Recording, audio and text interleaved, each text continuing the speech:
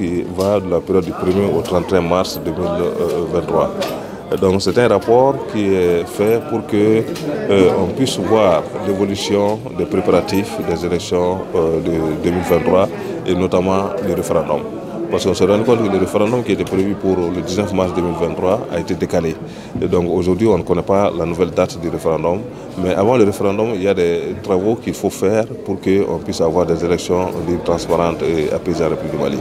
Et parmi ces préparatifs, on a observé aujourd'hui la mise à jour du fichier électoral. La mise à jour du fichier électoral, autrement dit, la mise à jour du fichier qui sert de recensement à vocation d'état civil. Parce que c'est l'état civil qui est révisé, la mise à jour, on l'a demandé pour qu'il y ait des cartes nationales d'identité biométrique. Parce que comme vous le savez, la loi électorale a été modifiée pour dire désormais, ce n'est plus les cartes d'électeurs qui vont servir pour les élections, mais c'est les cartes nationales d'identité biométrique. Et donc nous, on a suivi le processus à travers l'ensemble du pays et on a vu que cela s'est fait timidement.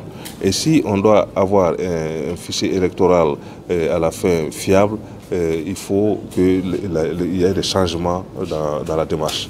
Les changements dans la démarche, c'est par rapport à quoi? C'est par rapport aux équipes qui sont là pour la mise à jour des cartes nationales d'identité biométrique, la mise à jour des fichiers, du fichier d'état civil pour les cartes nationales d'identité biométrique. Il faut multiplier les équipes. Ce n'est pas seulement dans les commissariats, dans les brigades de gendarmerie ou bien dans les mairies qu'on peut faire ce travail, mais il faut des équipes mobiles pour renforcer les services pour que tous les Maliens puissent actualiser leurs données biométriques et puis qu'on puisse avoir des cartes nationales d'identité biométrique. Mais le fait qu'aussi on a supprimé dans la loi électorale la distribution des cartes d'électeurs. Or, les cartes d'électeurs, c'était avec l'EJ. C'est l'EJ qui devrait confectionner et distribuer les cartes d'électeurs. Et les cartes d'électeurs, on devrait les trouver même dans les bureaux de vote. Mais si on a supprimé ça dans la loi électorale, ça veut dire que désormais, c'est les cartes d'identité nationale qui seront dans les bureaux de vote. Mais comment on va faire en sorte que les nouvelles cartes nationales d'identité biométrique soient disponibles dans les bureaux de vote pour que les électeurs puissent les prendre, ceux qui n'ont pas pu les prendre, pour voter? Donc ça, c'est une grande question qu'on a posée à l'autorité indépendante de gestion des élections pour voir comment, avec le gouvernement, ils vont faire pour que tous les Maliens aient la carte nationale d'identité biométrique, spécifiquement les 8 millions d'électeurs. Parce qu'aujourd'hui, pour les élections, il s'agit des 8 millions d'électeurs qui doivent disposer des cartes nationales d'identité biométrique. Or, les services qui sont faits aujourd'hui pour cela ne sont pas satisfaisants. Donc, nous avons aussi recommandé à l'autorité indépendante de gestion de l'EJ de donner un calendrier électoral réaliste. On l'a toujours dit, le calendrier électoral qui a été donné n'est pas un calendrier réaliste. La preuve, c'est que l'élection des conseils de cercle qui était prévue a été finalement amputée du calendrier parce que la collectivité cercle a été supprimée dans la loi au Mali. Donc il n'y a plus de collectivité cercle, il n'y aura plus d'élection des conseils de cercle. Donc pour la fin de la transition qui est prévue pour mars 2024, on suggère à l'autorité indépendante de gestion de donner un calendrier électoral réaliste qui peut aller, qui peut concerner disons l'élection, le scrutin référendaire, donc le référendum, la tenue du référendum, qui veut concerner l'élection présidentielle et qui peut concerner les élections législatives si jamais la circonscription électorale pour l'élection des députés devient la région.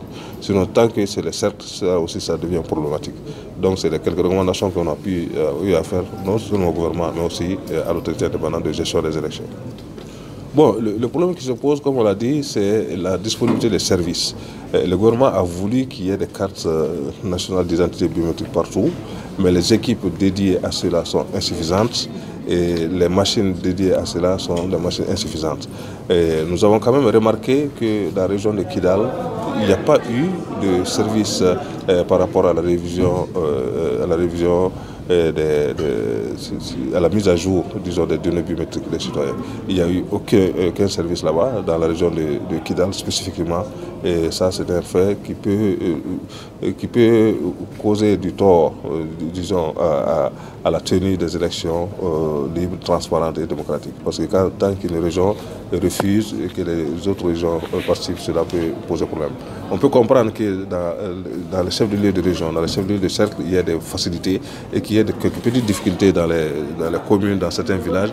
Mais quand c'est une région même qui refuse d'adhérer à la volonté du gouvernement d'aller vers des cartes d'identité biométriques, cela pose un problème à notre sens. Le message, c'est que nous avons toujours dit qu'il faut la concertation. la concertation entre les partis. Aujourd'hui, quand on voit la loi électorale, c'est l'autorité indépendante de gestion des élections, EJ, qui a la responsabilité d'organiser les élections du Mali. Ce n'est pas le gouvernement. Donc c'est à l'autorité indépendante de gestion des élections de créer les cadres de concertation avec les partis politiques, avec la société civile et de donner un calendrier électoral réaliste pour qu'on puisse savoir que la transition va finir en mars 2024. Il ne s'agit pas de faire toutes les élections. Il s'agit de faire simplement ce qui est possible avant mars 2024 pour que la transition puisse finir.